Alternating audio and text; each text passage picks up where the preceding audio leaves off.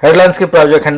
युवाओं की पहली पसंद मुफ्ती, हर कपड़े की खरीद पर उपहार, श्री चंद्र मंदिर के सामने Buxar. NEET biology in Buxar coaching institute by Prakash sir, bypass road, Baba Nagar की गली। छठे चरण के तहत बक्सर के बक्सर प्रखंड में पंचायत आम चुनाव का मतदान शांतिपूर्ण तरीके से हुआ संपन्न। 13 नवंबर को मतगणना, 1376 उम्मीदवारों के भाग्य का होगा फैसला। नहर से अज्ञात युवती का शव बरामद होने के बाद इलाके में सनसनी। दुष्कर्म के बाद हत्या की आशंका, तफ्तीश में जुटी पुलिस।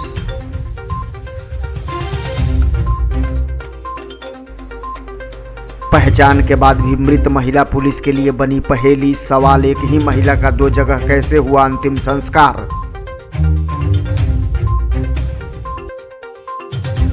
अलग अलग विद्यालयों के छात्र छात्राओं के बीच हुआ प्रतियोगिता का आयोजन। तियारा हाई स्कूल की छात्रा दिव्या कुमारी ने प्रथम स्थान लाकर मारी बाजी।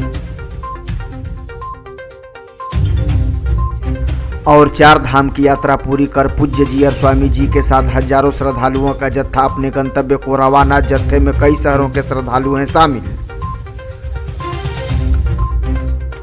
खबरें विस्तार से के प्रायोजक हैं आरके ज्वेलर्स, आकर्षक आभूषणों के विश्वसनीय विक्रेता यमुना चौक। कामधेनु नेक, नए जमाने की मजबूत सरिया। जिंदल पैंथर सीमेंट एवं सरिया के मुख्य विक्रेता गंगा सागर बिल्डिंग मटेरियल, गोलंबर बक्सर एवं सिमरी। कॉस्मेटिक से लेकर इलेक्ट्रॉनिक तक हर आइटम में मिलेगी आपको विशेष छूट। हमारा पता है अर्धसैनिक welfare canteen, Kushwaha complex, Shahpur, जिला भोजपुर। बक्सर के नवानगर SBI बैंक के बगल में और सोनबरसा के यूको बैंक के सामने। घरेलू उपयोग का सारा सामान, TV, fridge, washing machine, mobile, सब कुछ एक जगह है श्रीमान। बगैर ब्याज के फाइनेंस की सुविधा। गीता मोबाइल एवं होम अप्लायंस, नगर परिषद कार्यालय के ठीक सामने, डुमरांव, बक्सर। बक्सर में छठे चरण का पंचायत चुनाव शांतिपूर्ण तरीके से संपन्न हो गया। इसके लिए बक्सर प्रखंड में मतदान की प्रक्रिया पूरी हुई, जिसके बाद प्रत्याशियों के भाग्य का फैसला EVM और मतपेटिका में कैद हो गया है। बक्सर प्रखंड के 15 पंचायतों में 1376 उम्मीदवारों के लिए वोट डाला गया, जिसके लिए 192 मतदान केंद्र बनाए गए थे। इनमें मूल मतदान केंद्रों की संख्या 186 थी, जबकि सहायक मतदान केंद्रों की संख्या 6 बनाई गई थी। सुबह 7 बजे से मतदान की प्रक्रिया प्रारंभ कर दी गई थी। इस दौरान मतदान केंद्रों पर सुरक्षा व्यवस्था के पुख्ता इंतजाम किए गए थे। मतदान के दौरान जिले के DM और SP खुद घूम कर स्थिति का जायजा लेते रहे। इसके अलावा प्रशासन के द्वारा बनाई गई स्पेशल गश्ती टीम भी लगातार मतदान केंद्रों तक पहुंचती रही। इसके अलावा बक्सर प्रखंड के गंगा तटीय मतदान केंद्रों में विधि व्यवस्था के मद्देनजर प्रशासन द्वारा बोट के जरिए भी पेट्रोलिंग की गई। शांतिपूर्ण और भयमुक्त माहौल में महिला एवं पुरुष मतदाताओं ने बढ़ चढ़कर मतदान की प्रक्रिया में हिस्सा लिया और गांव की सरकार चुनने में अपनी अहम जिम्मेवारी निभाई। जिला नियंत्रण कक्ष से प्राप्त रिपोर्ट के अनुसार बक्सर प्रखंड में 69.48% मतदान हुआ, जिसमें पुरुष मतदाता का प्रतिशत 67.70 और महिला मतदाता का प्रतिशत 71.26 रहा। महिलाओं ने मतदान की प्रक्रिया में उत्साहपूर्वक अपनी भागीदारी दिखाई। मतदान संपन्न होने के बाद EVM एवं मतपेटिका को बाजार समिति बक्सर में कड़ी सुरक्षा के बीच स्ट्रांग रूम में पहुंचाया जा चुका है। 13 नवंबर 2021 को बक्सर प्रखंड का मतगणना सुबह 8 बजे से बाजार समिति में प्रारंभ होगा। अब मतदाताओं से लेकर प्रत्याशियों तक की नजर मतगणना पर टिकी है। अब यह देखना दिलचस्प होगा कि उस दिन किसके भाग्य में क्या आता है। लोकतंत्र में चुनाव एक पर्व की तरह होता है, जिसे मनाने के लिए जनता खुद लाइन में खड़ी होती है, अपने मतों का अधिकार देकर देश या गांव की सरकार चुनती है और फिर उससे बेहतरी और विकास की उम्मीद भी करती है। लोकतंत्र की यह खूबसूरत तस्वीर चुनाव के दिन मतदान केंद्रों पर अमूमन देखने को मिल जाती है, जहां पुरुष और महिलाएं सभी बढ़ चढ़कर मतदान की प्रक्रिया में हिस्सा लेते हैं और एक खूबसूरत लोकतंत्र की कल्पना करते हैं। बक्सर में छठे चरण के मतदान के दौरान भी इस तरह की तस्वीर दिखी, जहां गांव की सरकार बनाने को लेकर लोगों में उत्साह दिखा। हमारे संवाददाता ने बक्सर प्रखंड के जगदीशपुर पंचायत के एक मतदान केंद्र का जायजा लिया, जहां का नजारा देखकर आप भी कह सकते हैं कि यहां सब कुछ ऑल इज वेल है। इस वक्त मौजूद हैं हम बक्सर के जगदीशपुर पंचायत में और देखिए कि यहाँ जो है 3 बूथ हैं इस केंद्र पर बनाए गए हैं और तीनों मतदान केंद्रों पर जो वोट देने का सिलसिला है, मतदान का जो सिलसिला है वो लगातार जारी है। आप देखिए कि खास करके जो महिलाएं हैं उनके अंदर काफ़ी जागरूकता देखी जा रही है, क्योंकि दोपहर का वक्त तो चला है, उसके बावजूद भी आप समझिए कि ज़्यादा संख्या में जो महिलाएँ हैं वो मतदान करने के लिए मतदान केंद्रों तक पहुँची हैं। कुछ लोग हैं उनसे भी हम बातचीत करेंगे और समझने की कोशिश करेंगे। क्या नाम है आपका? ओम प्रकाश पांडे। अच्छा, वोट कर लिए? जी। अच्छा, इस बार क्या है आप लोगों का, किस तरीके से आप लोग? कोई परेशानी नहीं है, हम लोगों को बहुत अच्छी से वितरण हुआ वोटिंग। हाँ, कोई दिक्कत नहीं ना मतदान के अंदर? नहीं, कुछ दिक्कत नहीं है। सब जितने सदस्यगण हैं और जितने कर्मचारी गण हैं सब तत्परता से हम लोगों की हेल्प में हैं। इस बार आप लोगों ने वोट किया है, कैसी सरकार चाहते हैं, कैसा प्रतिनिधि चुनने की इच्छा है? अरे जो कि हम जैसे हैं, किसी दुख सुख में हमारे साथ वो हैं, विकास करें। वैसे ही लोगों को हमें चाहिए, उसी के अनुसार देख के हम काम कर रहे हैं। ठीक, तो जाहिर सी बात है लोगों के अंदर जो है वो इस बात की खासा उत्साह है कि लोग मतदान कर रहे हैं तो जो गांव की सरकार है वो स्वच्छ और सुंदर सरकार बने, जो गांव का विकास करे। और आप देखिए कि लगातार जो है यहाँ महिलाएं हैं, उसके अलावा जो पुरुष हैं मतदाता, वो लगातार मतदान केंद्रों पर पहुँच रहे हैं और मताधिकार का इस्तेमाल कर रहे हैं। आप देखिए कि यहाँ 3 बूथ बनाए गए हैं और तीनों बूथों पर जो है वो मतदाताओं की जो संख्या जो है वो लगातार धीरे धीरे बढ़ रही है। हालांकि ये दोपहर का वक्त है, इससे पहले भी ज़्यादातर मतदाता जो हैं वो अपने मताधिकार का इस्तेमाल कर चुके हैं। और उसके बाद देखिए कि अभी भी जो है लंबी लाइन जो है वो मतदाताओं की लगी हुई है और वो लोग जो हैं वो मतदान करने के लिए यहाँ कतारबद्ध में खड़े हैं। इस बार क्या लग रहा है, किस तरह की आप लोग गाँव की सरकार चुने? नहीं, बहुत बढ़िया है। हाँ, क्या परिवर्तन चाहते हैं इस बार? इस पर परिवर्तन चाहते हैं कि जो बढ़िया चलाता है उसको वोट देंगे। हाँ, विकास चाहते हैं। हाँ।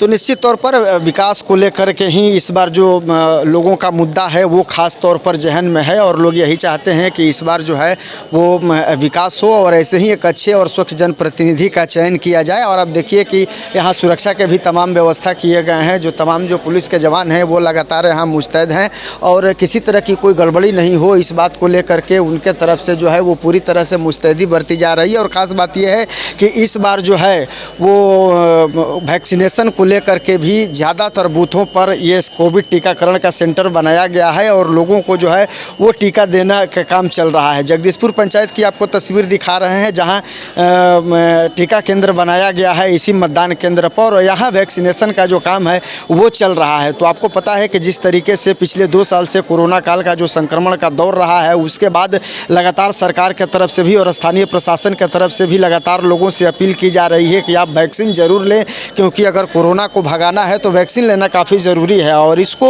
जो आम लोग हैं वो भी समझ रहे हैं और इस तत्परता को लेकर के जो स्वास्थ्य विभाग की टीम है वो लगातार मुस्तैद है और लगातार मतदान केंद्रों पर जो टीका केंद्र बनाए गए हैं वहाँ लोगों को जो है टीकाकृत करने का काम चल रहा है। तो कुल मिलाकर के जो स्वच्छ और भयमुक्त वातावरण में जो चुनाव की प्रक्रिया है वो चल रही है। जिला प्रशासन इसको लेकर के पहले से ही तैयारी कर रखा था और जो प्रशासनिक जो अमला है वो भी पूरी तरह से मुस्तैद नज़र आ रहा। राजपुर थाना क्षेत्र के हरपुर अकोढ़ी नहर से एक अज्ञात युवती का शव बरामद हुआ है। देखने से ऐसा प्रतीत हो रहा है कि उसकी हत्या कर किसी ने ठिकाने लगाने के उद्देश्य से उसे नहर में फेंक दिया हो। सूचना पाकर मौके पर पहुंची स्थानीय पुलिस ने बॉडी को कब्जे में लेकर पोस्टमार्टम के लिए भेज दिया है, साथ ही उसकी शिनाख्त में जुट गई है। दरअसल यह वाकया बुधवार सुबह का है, जब आसपास के गाँव के कुछ लोग शौच के लिए नहर की तरफ निकले थे, तभी नहर में शव को देखा। खबर पास के गाँव में आग की तरह पहुंच गई, जिसके बाद इलाके में सनसनी फैल गई। देखने वालों ने बताया कि उसकी उम्र 19 साल के आसपास है, कपड़े अस्त व्यस्त हैं, गले में उसका दुपट्टा लिपटा हुआ है। ऐसा प्रतीत हो रहा है कि उसके साथ किसी ने दुष्कर्म कर उसकी हत्या की हो और शव को ठिकाने लगाने के लिए रात के अंधेरे में यहाँ लाकर फेंक दिया हो। मामला क्या है यह तो युवती की पहचान के बाद ही सामने आएगा। थानाध्यक्ष यूसुफ अंसारी ने बताया कि युवती की पहचान और मौत के कारण का पता लगाया जा रहा है। एक महिला का 2 जगह दाह संस्कार हुआ, एक पुलिस की जानकारी में तो दूसरा ससुराल वालों के दावे में। इस सूचना ने पुलिस के होश उड़ा दिए। पूरा घटनाक्रम सबको चौंकाने वाला है। घटनाक्रम बक्सर जिले के राजपुर थाना क्षेत्र के धर्मावती नदी से मिली एक महिला के शव से जुड़ा है। दरअसल 29 अक्टूबर को राजपुर पुलिस ने एक महिला का शव बरामद किया था, जिसकी पहचान प्रियंका कुमारी पति महेश पटेल के रूप में हुई थी। यह पहचान धनसोई थाना क्षेत्र के केदारगंज बहरूटिया के रहने वाले कथित तौर पर लड़की के चाचा प्रमोद सिंह यानी मायके वालों ने किया था। चाचा ने ससुराल वालों पर हत्या का आरोप लगाते हुए शव को फेंके जाने का आरोप गढ़ा था। लड़की के पास ससुर और मौसा मौसी के खिलाफ पुलिस को आवेदन दिया था। राजपुर पुलिस पूरे मामले की छानबीन के लिए प्रियंका के ससुराल कोचस थाना क्षेत्र के खैरा गांव जा पहुंची। जांच पड़ताल के बाद नई कहानी सामने आई है। ससुराल के लोगों ने कहा है कि प्रियंका गर्भ से थी, इलाज के दौरान उसकी मृत्यु हो गई। हम लोगों ने 29 अक्टूबर को इसका दाह संस्कार स्थानीय स्मशान घाट पर किया है, तो यह शव प्रियंका का कैसे हो सकता है? यह बात सुनते ही पुलिस के भी कान खड़े हो गए हैं। मामला सामने आने के बाद अब पुलिस दोनों पक्षों के लोगों को थाने में बुलाकर बयान ली और उसके बाद मामले की तफ्तीश में जुट गई है। हालांकि मामला जो भी हो, लेकिन पुलिस के लिए यह मामला पूरी तरह से सरदर्द बनता दिख रहा है। राजपुर थाना के थानाध्यक्ष यूसुफ अंसारी के मुताबिक इसकी सूचना वरीय पदाधिकारी को दे दी गई है। उनके निर्देश पर अनुसंधान किया जा रहा है। के बारे में हमरा के ऊपर से ऑफिसर ने फोन कैले भाई 10 बजे रात के कि प्रियंका फोन किया था ना कि हमारे चाचा चाची के पास फोन कर दो कि हम के आके ले आ जाए, हमको दिक्कत हो रहा है, हम करहगर में हैं। और वो जिस लड़की के पास फोन किया था वो ससुराल में है, विक्रम भिड़ी धनगाई गाँव है उसका। वो फोन समय से कर नहीं पाई, हमको मालूम नहीं मिला। वो किया 10 बजे रात को। हम 30 तारीख को सुबह वहाँ पहुँचे घर पर, तो जनानी सिर्फ 2 मिला। वो एक बोली कि तुम्हारी बेटी लेकर उधर गई और दूसरी बोली कि मर गई, हम उसको जला दिया। का भइले कुछ ना ठीक रहे, ओकर के एक दिन पहले ओकर के अस्पताल ले गई। अच्छा, तो ले गई जे त मेमिन कहलस कि ठीक बच्चा बा। अब ओकर बिहान भइला मने बाची हमर कहली कि ले अबरे माई जाके कुल केरा उरा कुल खाई गो आतली पानी तो माने अपन बोल चले बंद हो गइले। लड़की कहाँ मर रहे? राउर लड़की कहाँ मर रहे? मर रहे जगह करहगर। हां, अच्छा, फिर ओकरा के का करी मरला के बाद? रुआ संगे रहनी मर रहे त हम तो रोवे गाय में रह गइनी। अच्छा, हम तो कुछ ना जाननी, हम वही गाय में रह। करहगर जिले के मुख्यालय प्रखंड राजपुर स्थित बीआरसी भवन में अनुसूचित जाति के कल्याणार्थ विशेष योजना के तहत मंगलवार को प्रतियोगिता का आयोजन किया गया। जिला कार्यक्रम पदाधिकारी माध्यमिक शिक्षा बक्सर के आदेश के आलोक में वर्ग 10 के छात्र छात्राओं ने भाग लिया। नेतृत्वकर्ता बीआरपी विनोद कुमार पांडे ने बताया कि इस प्रतियोगिता के लिए अलग अलग 4 विद्यालयों के भाग लिए प्रतिभागी छात्र छात्राओं के बीच प्रतियोगिता हुआ, जिसमें जल जीवन हरियाली विषय पर निबंधन लेखन एवं ऑनलाइन पढ़ाई आवश्यकता या मजबूरी विषय पर वाद विवाद प्रतियोगिता कराया गया। इन दोनों प्रतियोगिताओं में तियारा हाई स्कूल की छात्र दिव्या कुमारी प्रथम स्थान लाकर अव्वल रही। वाद विवाद प्रतियोगिता में इसी स्कूल की छात्रा सलोनी कुमारी दूसरे स्थान पर रही। वहीं निबंध लेखन में गगौरा उच्च विद्यालय के छात्रा शुभम कुमारी द्वितीय रही। इस प्रतियोगिता में अलग अलग विद्यालयों से अन्य छात्र रितेश कुमार, छात्रा ज्योति कुमारी, सुमन कुमारी, प्रतिभा कुमारी आदि ने भाग लिया, जिनका प्रदर्शन काफी सराहनीय रहा। इस मौके पर शिक्षक मोहम्मद सबान अंसारी, प्रतापी भीमराव भास्कर, राहुल चौबे, संतोष कुमार ने प्रतिभागी छात्राओं के बीच निर्णायक की भूमिका अदा किया। प्रथम और द्वितीय स्थान पर चयनित छात्रों को जिला स्तरीय प्रतियोगिता में भाग लेने के लिए जिला मुख्यालय भेजा जाएगा। South Bihar power distribution company limited के महाप्रबंधक राजस्व के निर्देशानुसार मंगलवार को विद्युत उपभोक्ताओं के बिजली बिल सुधार के लिए शहरी एवं ग्रामीण क्षेत्रों में कैंप का आयोजन किया गया। कैंप का आयोजन शहरी अवर प्रमंडल कार्यालय के अतिरिक्त ग्रामीण क्षेत्र के सभी प्रखंड मुख्यालय में हुआ। बिजली कंपनी के कार्यपालक अभियंता सन्नी कुमार ने बताया कि शहरी क्षेत्र व बक्सर सदर प्रखंड के उपभोक्ताओं के लिए चरित्रवन स्थित विद्युत आपूर्ति प्रमंडल कार्यालय में कैंप का आयोजन किया गया। उन्होंने बताया कि जिले भर में आयोजित कैंप में कुल 185 आवेदन प्राप्त हुए, जिसमें 62 उपभोक्ताओं का ऑन द स्पॉट समाधान किया गया। वहीं शेष आवेदनों को प्राप्त शिकायतों के समाधान के लिए उपभोक्ताओं को समय दिया गया है। उन्होंने बताया कि कैंप के जरिए 1,27,712 रुपए का राजस्व भी कंपनी को प्राप्त हुआ है। कार्यपालक अभियंता ने बताया कि सबसे अधिक आवेदन इटाढ़ी से प्राप्त हुए हैं। सभी कैंप में बिजली कंपनी के अधिकारी व कर्मी मौजूद थे, जिन्होंने उपभोक्ताओं की शिकायतों को दूर कर उन्हें संतुष्ट किया।